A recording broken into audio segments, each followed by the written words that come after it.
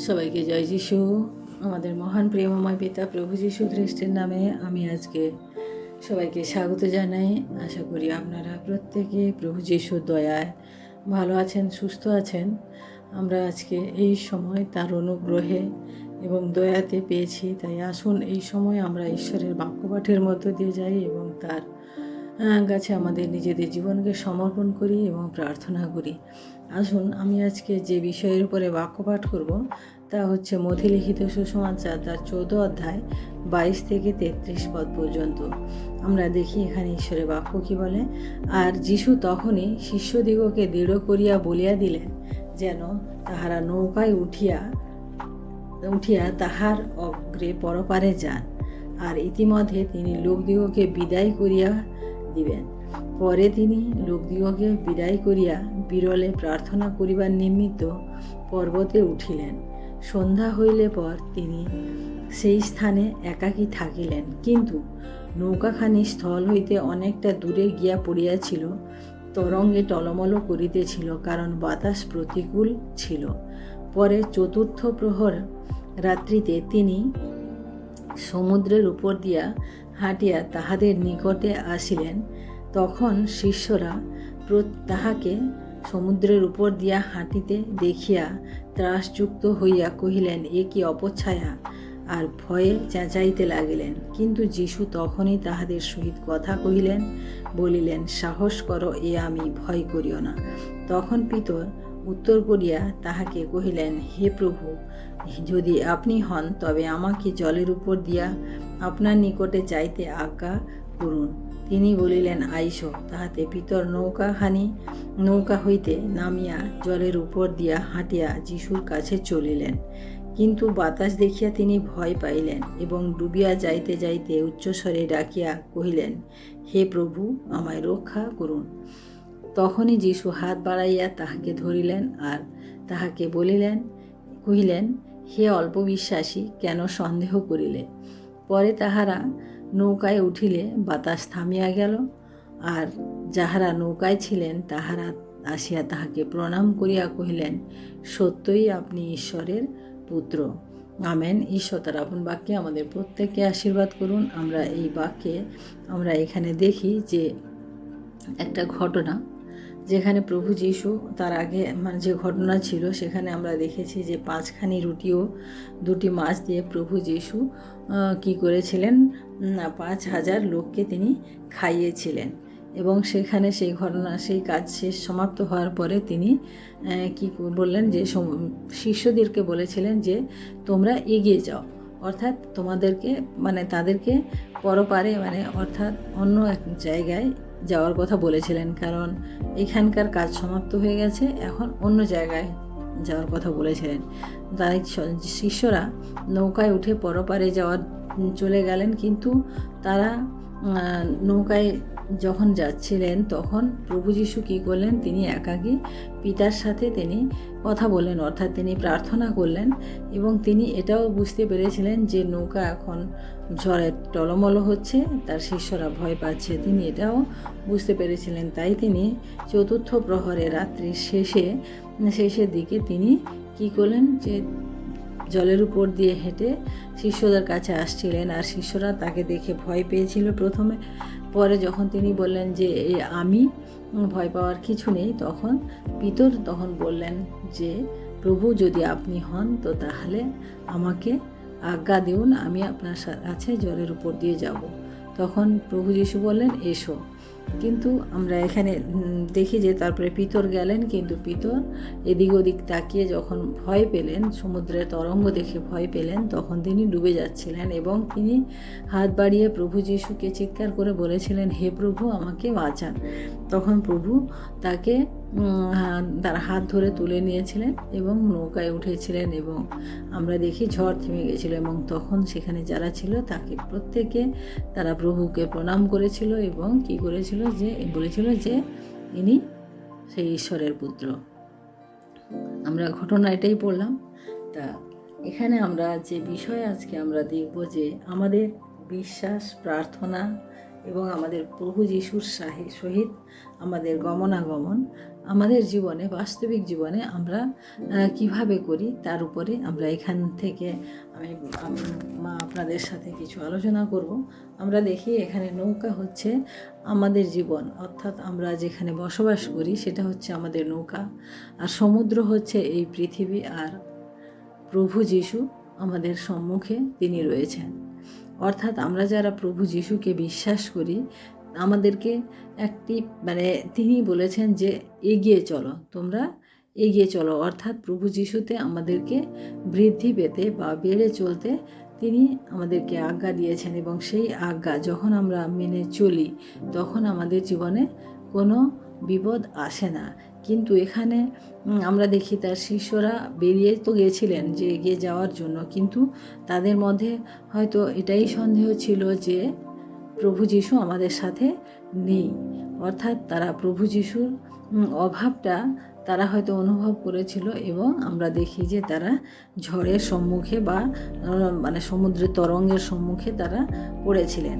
আমরা দেখি যে প্রভু যিশু আমাদের থেকে যত দূরে থাকুন না কেন, তিনি কিন্তু আমাদেরকে কী করেন যে সর্বদাই তিনি আমাদের প্রতি দৃষ্টি রাখেন। যারা তাকে বিশ্বাস করে, যারা তার উপরে ভরসা করে চলে, তিনি কিন্তু তাদের প্রতি দৃষ্টি রাখেন। এবং আমরা দেখি যে প্রভু যিশু এবং আমাদের মধ্যে যে এই জগৎ তো রয়েছে না, প্রভু যিশু এবং আমাদের মধ্যে যে এই জগৎ রয়েছে আমাদের চারিপাশে কি রয়েছে? বিপদ, আমাদের চারিপাশে বিপদ। যেরকম নৌকা, তার চারিপাশে কি ছিল?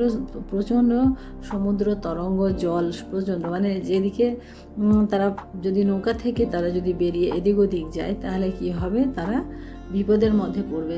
তাই প্রিয়, আমাদের জীবনেও এরকম এই জগৎ আমাদের কিন্তু কখনোই আমাদেরকে সুরক্ষা দেয় না। এই জগতে আমরা প্রতি মুহূর্তে নানান রকম বিপদের সম্মুখীন আমরা হতে পারি।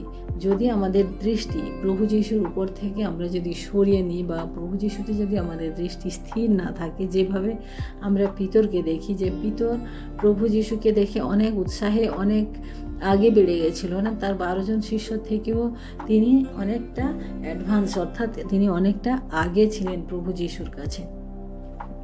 তাই আমরা দেখি যে তিনি নৌকার থেকে নেমে তিনি কী করলেন, যে প্রভু যিশুর দিকে তিনি এগোতে থাকলেন। তার দৃষ্টি আমরা যদি দেখি যে তার দৃষ্টি ছিল প্রভু যিশুর দিকে, এবং সে প্রভু যিশুর কাছে যাচ্ছিলেন, কিন্তু মাঝে তিনি কী করলেন? তার দৃষ্টিকে এদিক ওদিক করেছেন। অর্থাৎ তিনি যখন অন্যদিকে তাকিয়েছেন তখন তিনি কি দেখেছেন? সমুদ্রের তরঙ্গ, কারণ সমুদ্রে তখন তরঙ্গ বইছিল, তরঙ্গ হচ্ছিল। তাই আমরা দেখি যে তিনি ডুবে গেলেন। তাই প্রিয় ভাই বোনেরা, আমরা এখান থেকে যে শিক্ষা পাই, আমি আজকে এই বিষয়ের উপরে আপনাদের কাছে আমি গুরুত্ব দিতে চাই, যে এখানে যে আমরা শিক্ষা পাই, আমাদের জীবন আমরা যখন প্রভু যিশুর থেকে আমাদের চোখ, আমাদের ধ্যান, আমাদের জ্ঞান বুদ্ধি আমরা যখন সরিয়ে আমাদের নিজেদের জীবনের জন্য আমরা জগতের জন্য আমরা ব্যবহার করি, তখন আমরা কিন্তু ডুবে যাই। কারণ আমাদের দৃষ্টি, পিতরের দৃষ্টি যতক্ষণ প্রভু যিশুর প্রতি ছিল ততক্ষণ কিন্তু তার কোনো বিপদ হয়নি, তার কোনো কিছু হয়নি, সে হয়তো ভাবতে পেরেছিল। কিন্তু যখনই তার দৃষ্টি এদিকে ওদিক হয়েছে, সে তখন ডুবে গেছে। তাই প্রিয় ভাই বোনেরা, আমরাও আজকে আমাদের দৃষ্টি, আমাদের ধ্যান জ্ঞান আমাদের প্রভু যিশুর উপরে আমাদের হওয়া উচিত। কারণ তিনি আমাদেরকে আশীর্বাদ করেছেন, তিনি মনোনীত করেছেন আমাদেরকে, তিনি আমাদের পাপ থেকে ক্ষমা করেছেন, তিনি আমাদেরকে আমাদের সেই দুরবস্থা থেকে তিনি তুলে নিয়ে এসে আজকে আমাদের ঈশ্বরের পুত্রকন্যা হওয়ার জন্য তিনি অধিকার করে দিয়েছেন। আমরা প্রত্যেকে পাপে ডুবেছিলাম, আমাদের জীবন পাপের রক্তের মতো লাল ছিল আমাদের পাপ, কিন্তু তিনি কি করলেন? তিনি আমাদের সেই পাপকে তুষারের মতো তিনি শুভ্র বা সাদা করে দিলেন। তাই প্রিয় ভাই বোনেরা, আমাদের জীবনে আমরা যখন এত আশীর্বাদ পেয়েছি, এত কিছু পেয়েছি প্রভু যিশুর কাছে, তাহলে কেন আমরা প্রভু যিশুর প্রতি দৃষ্টি রাখবো না? আমাদের দৃষ্টিকে কেন এদিক ওদিক করব?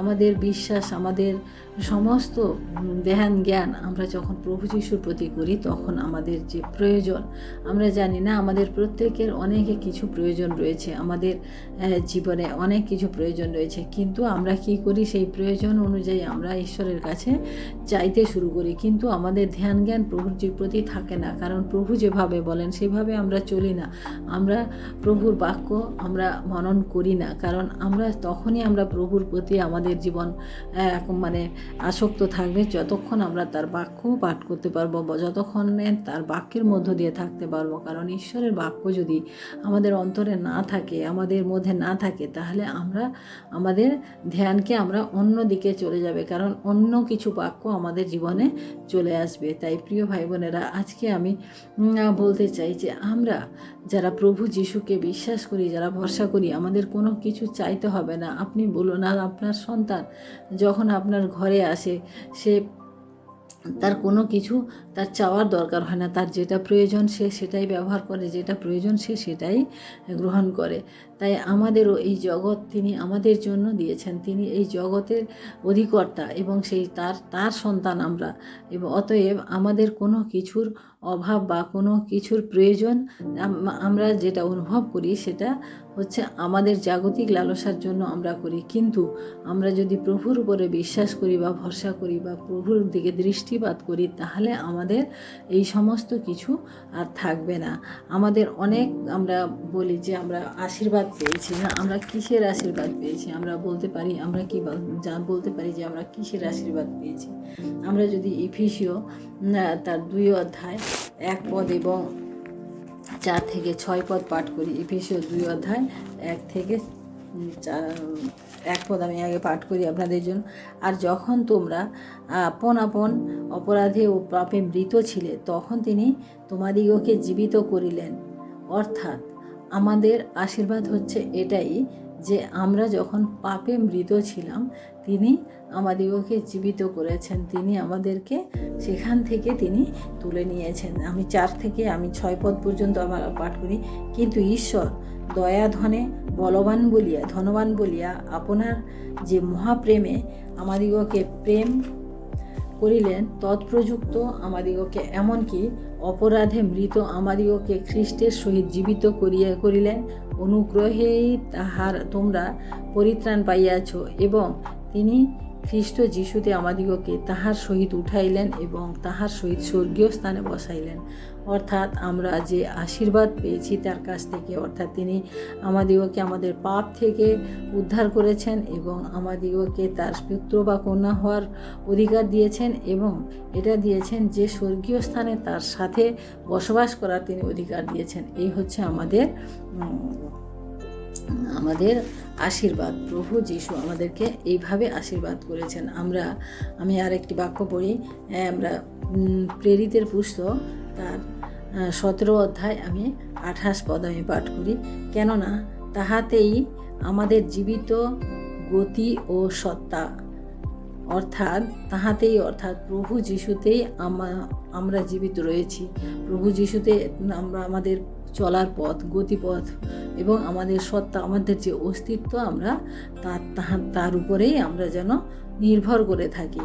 অর্থাৎ আজকে আমি এটাই বলতে চাই যে আমাদের দৃষ্টি যখন প্রভুর উপরে থাকে, তাহলে আমাদের আর কোনো সমস্যা বা প্রবলেম যাই কিছু হোক না কেন, তা কিন্তু আর থাকবে না।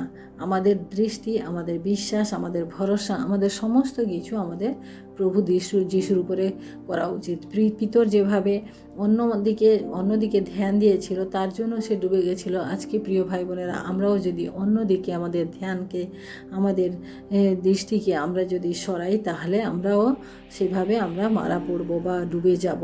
তাই আমরা প্রতিনিয়ত আমাদের বাক্যপাঠের মধ্য দিয়ে ঈশ্বরের সহিত যে সংযোগ, সেটা আমরা যেন রাখি, এবং আমাদের মনের যত কথা বা যা কিছু আমরা প্রার্থনার মাধ্যমে আমরা ঈশ্বরের কাছে আমরা যেন শেয়ার করি। কারণ এইভাবে আমরা যখন বৃদ্ধি পাবো, তখন আমাদের জীবন থেকে সমস্ত খারাপ জিনিস, সমস্ত পারিপার্শ্বিক সমস্ত খারাপ বিষয়গুলি তা এক এক করে দূর হয়ে যাবে। তাই আসুন আমরা আমাদের সমস্ত ধ্যান, সমস্ত জ্ঞান আমরা প্রভু যিশুর উপরে রাখি এবং প্রভু যিশুকে দৃষ্টি করে আমাদের জীবনে আমরা এগিয়ে চলি। আসুন আমরা প্রার্থনা করি এবং শেষ করি। ধন্যবাদ, ধন্যবাদ, ধন্যবাদ মহান প্রেমময় পিতা, তোমার মহানামের ধন্যবাদ প্রশংসা করি প্রভু। আজকের এই সুন্দর বাক্য তুমি আমাদের জীবনে দিলে প্রভু গো, এবং তোমার সেই বাক্যের দ্বারা প্রভু গো আমরা ভিতরের জীবন থেকে যে শিক্ষা লাভ করলাম প্রভু গো, সেই শিক্ষার মধ্য দিয়ে প্রভু আমরা যেন আমাদের জীবনে প্রভু গো তা ব্যবহার করতে পারি প্রভু তোমার দিকে যতক্ষণ ভিতরের দৃষ্টি ছিল প্রভু সে ডুবে যায়নি, কিন্তু তার দৃষ্টি যখন সমুদ্রের দিকে, এই জগতের দিকে হয়েছিল প্রভু সে ডুবে যাচ্ছিল, কারণ জগৎ কখনো আমাদেরকে তুলে ধরেনি প্রভু। জগৎ আমাদেরকে প্রতিনিয়ত নানান রকম ধোঁকা দিয়েছে, নানান রকম সমস্যায় ফেলেছে, নানান রকম ভাবে আমাদিগকে প্রতারণা করেছে প্রভু। তাই তোমায় ধন্যবাদ করি প্রভু, একমাত্র তুমি সেই জীবিত ঈশ্বর প্রভু, যে আমাদেরকে প্রভু আমাদের পাপ থেকে উদ্ধার করেছিলে এবং তোমার সন্তান হওয়ার অধিকার দিয়েছো, এবং সেই স্বর্গরাজ্যে প্রভু আমাদেরকে তোমার সাথে বসবাস করার তুমি অধিকার করে দিয়েছো প্রভু। তাই তোমায় ধন্যবাদ করি প্রভু গো, আমরা যেন প্রভু প্রতিনিয়ত প্রভু গো তোমার বাক্য পাঠের মধ্য দিয়ে, প্রতিনিয়ত প্রভু গো তোমার নাম কীর্তন গুণগান করার মধ্য দিয়ে প্রভু আমাদের জীবনকে আমরা এগিয়ে নিয়ে চলতে পারি প্রভু। তুমি বলেছো এগিয়ে চলতে প্রভু, কোথায় এগিয়ে আমরা যাব প্রভু? এই জগতের মাঝে না প্রভু, তুমি বলেছো প্রভু এগিয়ে যেতে সেই তোমার সেই স্বর্গরাজ্যের দিকে, যেখানে প্রভু তুমি রয়েছো প্রভু, যেখানে প্রভু তুমি আমাদের জন্য অপেক্ষা করে রয়েছো প্রভু, হাত বাড়িয়ে রয়েছো প্রভু। আমরা কখন তোমাকে ডাকবো, কখন তুমি হাত বাড়িয়ে তখন তুমি হাত বাড়িয়ে আমাদেরকে ধরে নেবে প্রভু। তাই তোমায় ধন্যবাদ করি প্রভু গো, তুমি অনেক দয়ালু এবং করুণাময় ঈশ্বর প্রভু। আমরা বিশ্বাস করি প্রভু গো, আজ থেকে প্রভু আমরা প্রতিনিয়ত প্রভু গো তোমার অনুগ্রহ দয়াতে প্রভু গো, তোমার বাক্যপাঠের মধ্য দিয়ে, তোমার আরাধনা প্রশংসার মধ্য দিয়ে প্রভু আমরা আমাদের নিজেদের জীবনকে এগিয়ে নিয়ে যাব প্রভু। ধন্যবাদ, মহিমা, গৌরব, প্রশংসা প্রভু তোমাকে দিয়ে আজকে দিনের ভার তোমার হস্তে রেখে এই বিনতি প্রার্থনা চাই আমাদের মুক্তিদাতা ত্রাণকর্তা প্রভু যীশু খ্রিস্ট তোমারই নামে, আমেন। সবাইকে জয় যিশু। সবাই ভালো থাকুন, সুস্থ থাকুন। আজকের দিনটি সবার শুভ হোক। জয় যিশু।